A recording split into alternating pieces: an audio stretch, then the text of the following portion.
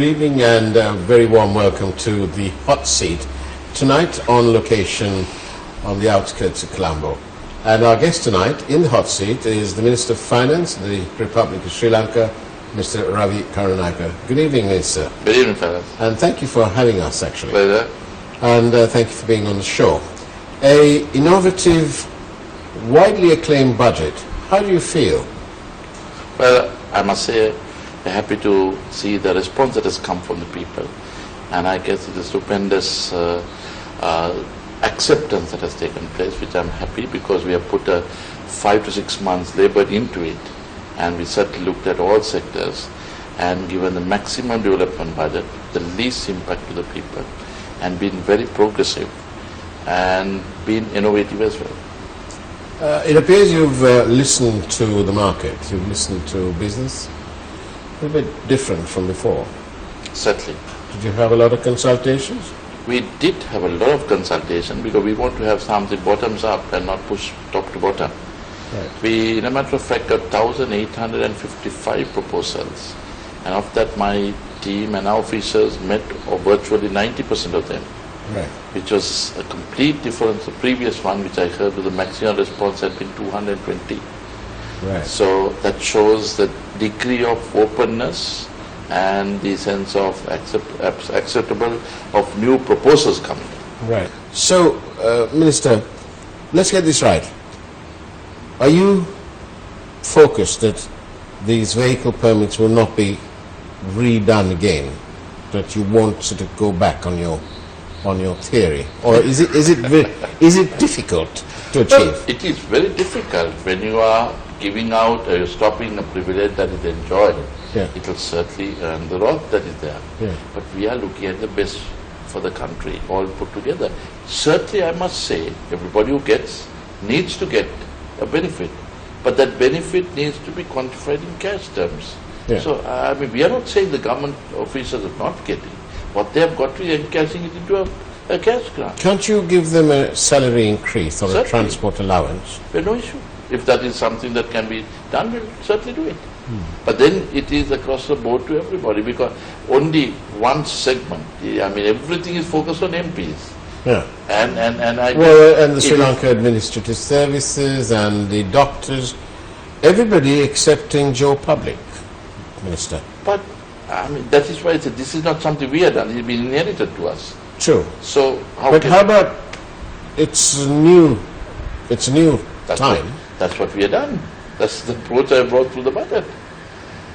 So on a scale of 1 to 10. Imagine on not doing like this very openly. Yeah. When one lot says, yes, we're going on strike. Yeah.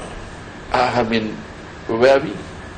Right. You come through free education, you learn, you put everything in, and we're trying to equalize it, as you quite rightly said. Yeah. And then, Especially because we have a written constitution guaranteeing equality. you should ask that from the people who are asking, saying, I mean, we'll go on strike. It's a good job those 224 people are not voting for you, because you're going to be very unpopular. No, I don't think so. I'm sure we look at it from a completely different point of view. Yeah. But once again, I say, it is not something we are losing out and giving them. It's a government servants Yeah. who is entitled to, even police are given. They should enjoy the benefit, and what we are doing is we are encashing that into cash, so that you target it. That's all. The distortion is taken. I mean, when you say a Supreme Court judge gets a vehicle, you don't talk of it, you go and interview them. But MP gets, yes, he gets this thing. Yes. So, what's the difference? Actually, there's no difference. I'm just mentioning only I mean, no, two, you three. mention of MPs, 224, and you mention of the... Nobody should get it. My point Okay, is that's what we have brought it to. You're right. So, but now, Now they're agitating. Now, how do you think I'm in that hot seat? Yes. So, how can we tackle it? It's something we want to do is plow back and give better salaries, everything to everybody. Right. But it has to start from somewhere. How much of lobbying goes on? How many people meet you in the corridors of Parliament and say, come on, Ravi, let us have it? I must say, the team that is there, that type of undue pressure has not come in. Right. Certain ideas, certain various new suggestions have come. But I must say, as a team, none of them are basically saying, no, let's take them. Do you think some of these people who are asking for these things are being mischievous? Yes, especially from the opposition. They basically come behind the scene and ask more, and they go back and say, no, don't give, because they basically know if it's got from here, they get it. That's the element of mischievousness that goes on. So this is politics. Well, we're going to live with it, but we need to make that more decent politics. Yes. Tell us, with the banks, what's your rationale? Why are you telling the banks not to do leasing? What you get a bank license for? To do banking, not leasing. Isn't that part of banking? No. Co-banking is co-banking. You will go to a bank not to get lease. You go to get your commercial loans and do those things. Will you allow them to own subsidiaries or not? Not as for the leasing, because your cheap capital that comes in is used for other activities. We want them to lend for SMEs, lend them for youth, for women. Those are the areas that we want. Agriculture, in venture capitalism. That is what a bank is supposed to do. Not to go on something which is basically the cheap capital used for items which are not bank related. And No, I don't say to bank related. No. The entire leasing of banks is only 6%. Right. So that's not something big. Right. There is another industry that goes on. We want to develop other industries so that it is shared among them. Is this in this wider perspective, if you look at it, are you saying that you are trying to spread it out? Absolutely. We want to expand the economy, not constrain among two. As I told in my budget speech, I want to create not 2 or 3 billionaires like created before. I want to create billions of billionaires. And you're going to start basically expanding the economy. Do you think, now that you're finance minister, do you think that there are any real dollar billionaires in this country? Yes. Undeclared, perhaps? Yes. Undeclared. Yes. Okay. How many do you think there are? I hope there are many, but that's why I'm making a clarion call. Please bring it back. My book doesn't say anything. It doesn't have a dollar billionaire yet. You must have a trillionaire then. Perhaps. So back to the banks. But I mean, yeah. the problem is default, a lack of confidence, lack of clarity, and as a result, it has been going on and on. Yeah. So now it is a time to ensure they build confidence and bring the money back again where it belongs. I just want to. But we don't want to take it a mischievous way. Right. You're telling our own Sri Lankans having money across, you get a negative return there, bring it here, you're getting a 200% return. So you've agreed to look the other way to some of these monies that are being held outside, if they bring it back. Why do I say not look at it? It is just simply your money is parked somewhere else and they are making money and you're looking and saying don't bring that back. If it So is you within the encourage banking system, Yeah. then you know your client Yeah. and that system makes you cover all those areas. So we have said don't bring anything with the UN have said money laundering, where is labor, Yeah. terrorism, those are things automatically get prescribed. Right. So then bring the rest of it. So you're making it quite simple. Absolutely. And keeping on with the banks, well, and other businesses, your one-off taxes and then retrospective applied. I read up about this. It seems that it happened in Nazi Germany before. Were we so down scraping the barrel that we really needed this money? Why go to Nazi Germany? You had Rajapaksa doing it in 2011. Why do you want to keep the guys who did all this out? Because of them, with the inheritance that is there, is what created. All we did was, we didn't do anything. We only called upon them, please help us.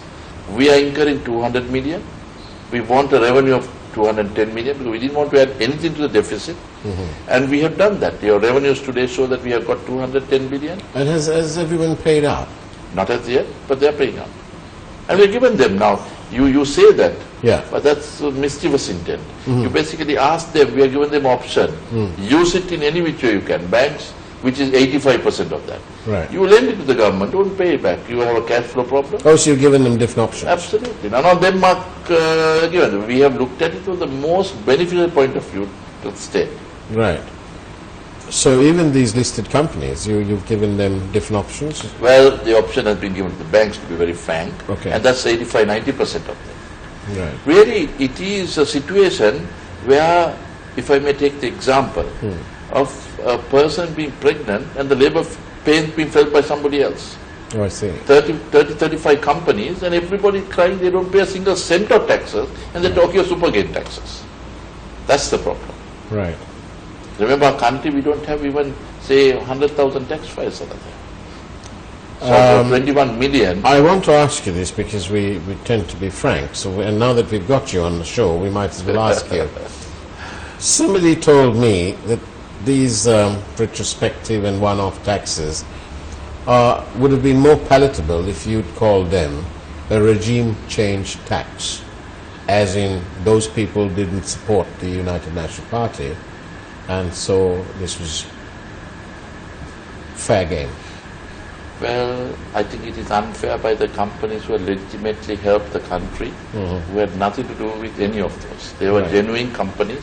2-3 may have been in that, but I must say there were companies that have made genuine monies and they put back out of their monies into the system.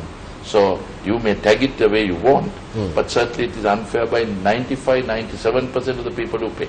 They have genuinely come forward. We made a clarion call, they helped us, and we say thank you to them. Wonderful. We'll just take another short break. Do stay tuned to the hot seat.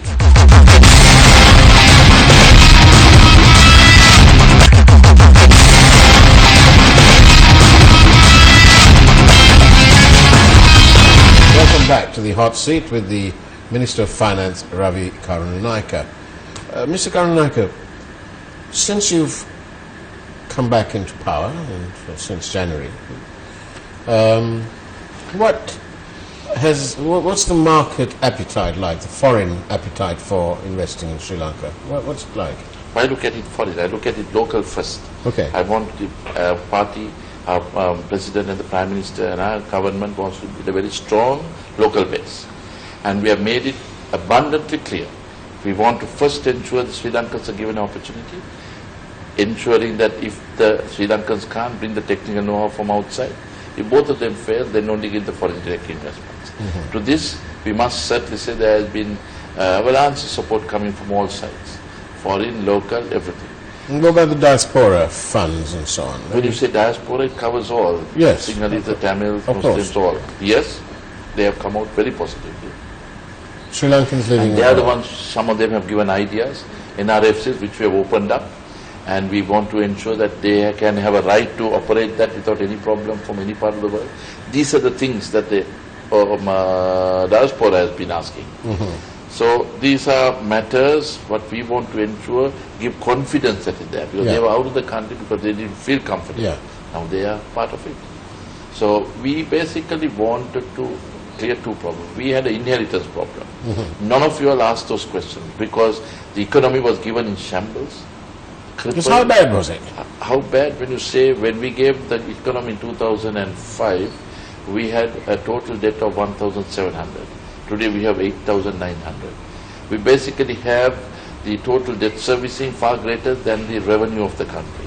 We basically have capital expenditure being reduced and recurrent expenditure just going up the escalator, revenue goes up the steps. Total revenue to GDP, which was 16-17%, is now 10.4%. These are the things that basically we need. We needed to correct this, and we are on the step of doing so. In the meanwhile, you have external, international turbulences. China, India devaluing, so we get caught up in the system. But within that, we still manage to keep ourselves positively in the radar of many. If you look at overseas, we were in Peru at the World Bank IMF meetings. The three countries that were spoken of was the US, Sri Lanka and Myanmar. And I hope and pray that we are in that hot seat as soon as possible. While you were saying that, I thought I sort of missed out on this question before. The taxes on electric cars and all electric cars rather than hybrid. Well, why haven't you reduced them? Why have we not? Yeah. Why not? You have a cars which have 200, 250% taxes. Yeah. They're given 25% off that on electric, 20-50%. Isn't it better long term to try and do away with these other? We love to if the revenues are there, if all the people pay what they have got to pay, and the businessmen pay their fair share, we can reduce it drastically. How tough are you going to be on the bureaucrats who may not help you to collect all these taxes that you envisage? 12.5%, is it? Beg your pardon? The taxes. 15%. 15%.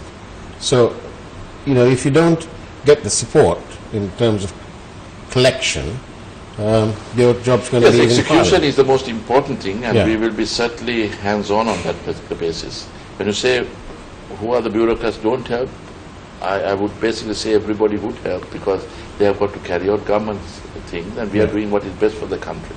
I think And anybody who does not Yeah. basically fall in line, I guess the only thing that is there is they are not part of the government, and they don't deserve to be there. I mean, we don't do it like the previous government, white van syndromes. No. We basically ensure that they are basically saying, do what we are basically saying, which is acceptable all. Yeah. Otherwise, you're not part of the team. So, either be part of it or retire gracefully. Obvious. I mean, you expect that of a politician. Yes. Why not out of the bureaucrat, which is paid by the taxpayers on behalf of the taxpayers? So you expect them to be thinking otherwise and doing something else? We paid them the highest salary increase ever after independence, and that's the confidence we have put into them. Like my treasury, fantastic team. They were stymied, they were suppressed. We opened it up. We given the talent to come forward, and you see what has happened. This is not 1-2 people's job. My secretary and his team have done a superlative thing, and I would like to showcase it and leave the footprint that this is a team that is helping to get the country moving. My president and the prime minister, both of them are looking at hands-on. They are not somebody who's off. They are consistent. They need to look at things going on, and that makes us all motivated. I don't want to be the party pooper here, but I just want to ask you, because we do wonder, really, how easy is it or difficult is it to coexist when you are ideologically two different parties? Well, I think it is a new journey, Yeah. but every journey has to take the first step that is put forward. And I find it is interesting, enthusiastic, and it's much more pleasant than what we thought of. By outside is trying to create, because you have an opposition within opposition. The last government that ran it absolutely into a dire straits, and the Rajapaksa group, if I may say directly, is the ones that are trying to make life difficult for President Maithripala Sirisena. And I guess all of us together make a very strong national government, and we will ensure the people are the victorious, and not just 1 or 2 ex-people who just ransack the economy. So these are forgotten. You are basically having the audacity of the former finance minister and president asking, nothing is happening. He ran it for 11.5 years, ran it dry, and every investment, no investment, it was all borrowed government monies. That's why the public debt increased 5 times over, and asking us, nothing is happening. We have just taken it, to be very frank, it is from August 17th, because the previous government was interim, and then you get things moving. Surely, isn't there a feel-good factor that is there? You look at the world opening it up to us, and I mean, this budget was not dictated by multilateral agencies. This is on our own strength and backed by our own people. It's not led for X, Y, and Z to be financed. We have just said here, the budget deficit financed locally, 70% balance overseas. Is it too early to sort of to gauge what kind of increase in FDI is there? It would be said, I would love to go on a trip of my own by saying, yes, it will be 3 billion, 4 billion, but I would leave that to the investors to bring it in and bring it in the manner best for the country. But I expect to be a significant increase than what it was. How appealing really is Sri Lanka? Now you've travelled, you went to Peru, you've been all over the place really. What do you get back? Do you get positive vibes from these people? Oh, I must say, it is absolutely positive vibes. Because they have seen a change. And the cohabitation between the President and the Prime Minister is something unique. And here it is that they see dividends coming out of it to the people. I mean, the miracles take a little longer than doing a hard job quick. We are doing that hard job quick, but the miracles take a little longer. And you're quite positive. Definitely. And what do you say to the youth of this country? They may be a little bit frustrated at the moment. No, that was what they were before the 8th of January. They basically put their entire confidence in us, and it is, you see, our budget is totally at the I would say, invitation of the youth to open up. We have given them from schools, we have put almost 120 billion into the system. This is the highest increase ever. Capital expenditure increased by 864 billion, which is never seen until in 1978-79 when they opened up under Jaya Jawardhan and Ronnie Dimel the capital expenditure there. We have ensured the universities have got a complete new facelift. We looked at the health that is there. We look at the youth, where the job creation. We looked at each, there are almost 46,000 villages in the country. We have looked at 6,000 and ensure that a brigade of 50 comes in, and we have put million in there. So 300,000 mobilized. We are looking at the investments coming in to create the job for the youth. The youth that basically thought they will even go by fishing boats, they will go by rafts, anything out of the country to anywhere except live in Sri Lanka, today are basically coming back to Sri Lanka. So there has to be some change. And that change is through conviction, not by compulsion. Just a final question, I think, because you just mentioned the villages. Now, your plan to pay people by into a bank account rather than cash and so on. Do you think that at village level this might cause a problem? Because you don't really have as many ATMs or branches of banks, which means that they have to travel out from their hamlet to the nearest town. And do you then feel that they go to the bank, to get their money out, and they might do their shopping out there, and to the sort of detrimental effect of the local small-town shop in the hamlet? Do you think that could cause a bit of problem? Absolutely not. You have underestimated the villager. He is basically more sophisticated than sometimes our people who live in, the underprivileged areas in Colombo. So that's why you looked at, we have ensured the savings culture. Every school child will have a savings account open, and until his A levels, he'll get that. We have ensured the salaries go through a bank account. We have not allowed anybody to cash $1 million and more, because that is the corruption level that has been going on. Yes, I'm going to ask you that question. We are encouraging them to go into checks, into bank drafts, into carry anything to a... That's to control the black. Not black, to control the corruption. The corruption. Yes, and bring it to the formal system. Right. Tell me, what is the company today which carries $1 million? It is only people who don't want to be in the official system that does this. And that has come. We've told all the companies they must have a direct debit account to the government, all payments. So it's formalized. Nobody will be taking millions around and just going and putting and getting it lost in. So these are the areas that we have put in. Where the banking system, as you said, we are allowing even the subsidies, household transfers, come through the system. This is happening very successfully in India. We have adopted, and we have basically bringing it to Sri Lanka, more modernized. The digital economy that we'll be introducing from January will certainly be a big game changer. And we would like to ensure the lethargy, the corruption, which I've never seen before, nepotism, to be replaced by people getting that benefit. The spoils that went in, startup cost today is virtually next to nothing.